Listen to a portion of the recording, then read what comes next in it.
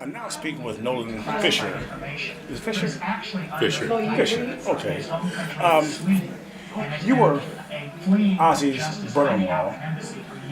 Tell me about him a little bit because we're trying to get some type of a sense as to the characteristics that made him such a unique individual.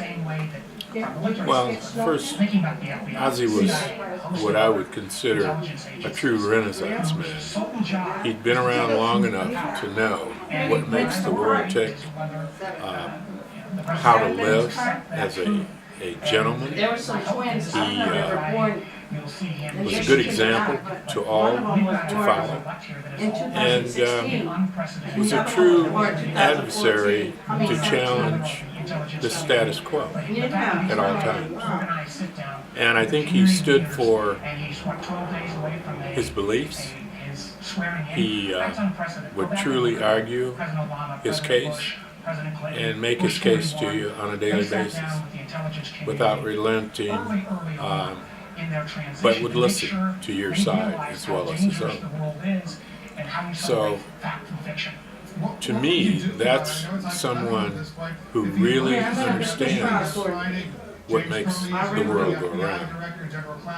Not just being here long enough, but understanding and working toward making himself a better person on a daily basis.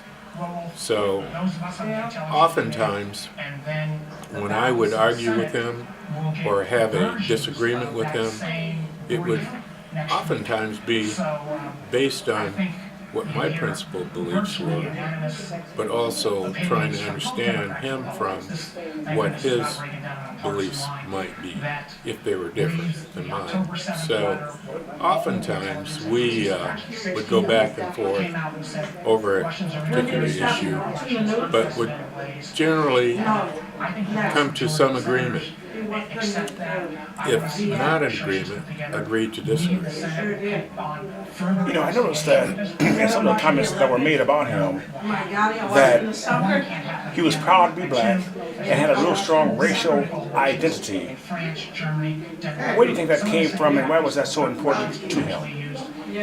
I think it was the culture that he grew up in. I think it was probably his environment in New York, his family, and it was what he really lived. So to him,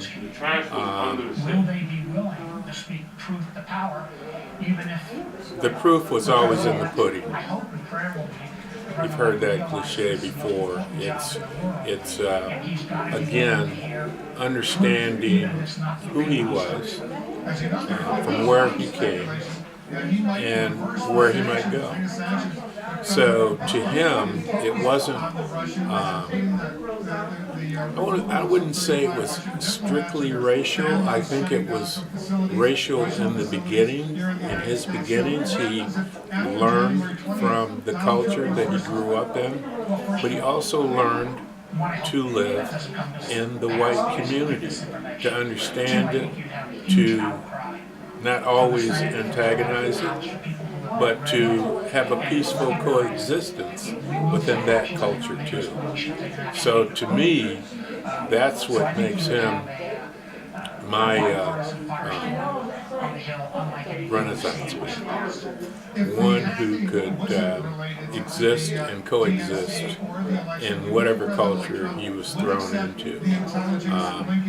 He volunteered to come out here to Kalamazoo because his daughter was here. I don't think he allowed himself to stop or to not come to this new culture that he was going to have to assimilate to, but did it in a way that was, again, from his point of view and not from any other point of view or from a racist point of view. It was from what he believed in himself what he knew about himself and how he could exist and grow within this culture of Kalamazoo, Michigan.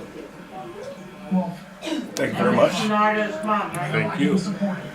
That is the best description of a Renaissance man I've ever, best and most concise. Well, thank you. He didn't allow himself to be away from the culture because he understood. There's a lot of people who talk about and think that they know what the world's about, but when you see someone who has it down, so to speak, it's not an act, it's not something that he pretended, it was something within him that allowed him to not only thrive in this culture, but get the respect from not only the black culture, but from the white culture too.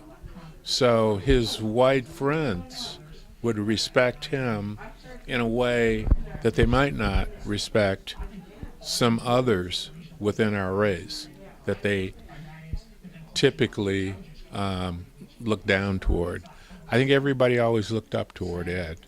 I mean, Al was the kind of person that you looked up to him because of who he was, not who he was trying to be. So he wasn't trying to be anyone other than himself.